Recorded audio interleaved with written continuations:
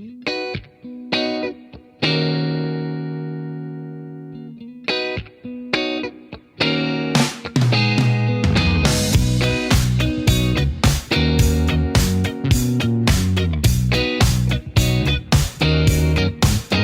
know that old place near the railway where we used to tag our names.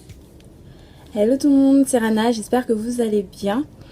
Alors aujourd'hui je vous retrouve en fait pour vous parler de la casse et du cheveu.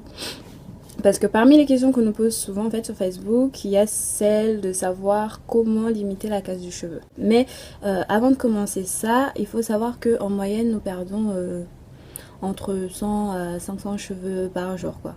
Et en général en fait, les cheveux qui tombent sont remplacés par de nouveaux cheveux. Je vais partir du principe que vous êtes en bonne santé. Okay, parce que si vous n'êtes pas en bonne santé, votre maladie peut très bien être la cause en fait de votre perte de cheveux. Donc on part du principe que vous êtes en bonne santé. Voilà, vous êtes en bonne santé. Mais malgré ça, vous remarquez que voilà, parfois vous avez quand même pas mal de cheveux qui tombent. Alors j'ai relevé 3 techniques pour limiter la casse du cheveu. Que je fais, ou que j'ai déjà fait, ou que ma soeur a fait, ou que nous continuons de faire. En général, quand je trouve que je perds plus de cheveux qu'en temps normal, ce que je fais, c'est que je vais directement faire un soin protéiné. Je vais même pas chercher à comprendre, hein, directement soin protéiné. En fait, il faut savoir que les protéines sont importantes pour nos cheveux. Déjà, à la base, nos cheveux sont constitués de protéines, qu'on appelle la kératine. Donc, les protéines sont importantes pour nos cheveux. Et donc, quand je trouve que je perds pas mal de cheveux, ce que je vais faire, c'est que je vais faire mon masque basique. En fait, je vais prendre 2 bananes, plus ou pas d'ailleurs, un avocat, et je vais mélanger avec 2 œufs.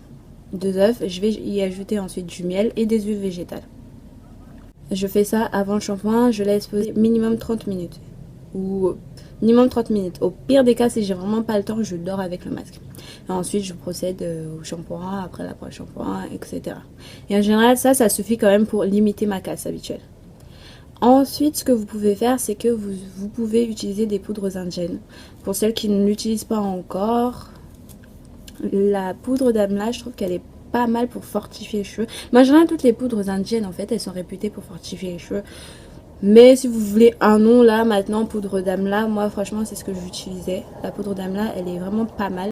Ensuite, après les soins à base de poudres indiennes, vous pouvez utiliser du thé noir en rinçage en fait. Vous lavez vos cheveux et tout ça comme d'habitude. Et à la fin, avant de finir, vous rincez vos cheveux avec du thé, avec une infusion de thé noir. En fait, vous faites votre thé. Vous faites votre thé comme d'habitude en fait.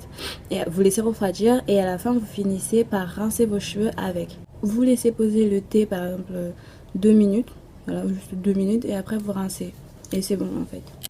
Faites aussi attention à la manière dont vous vous coiffez. C'est-à-dire que plus votre coiffure va être serrée en fait et plus vous aurez des chances de perdre des cheveux.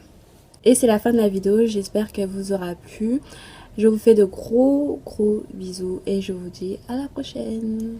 Bisous.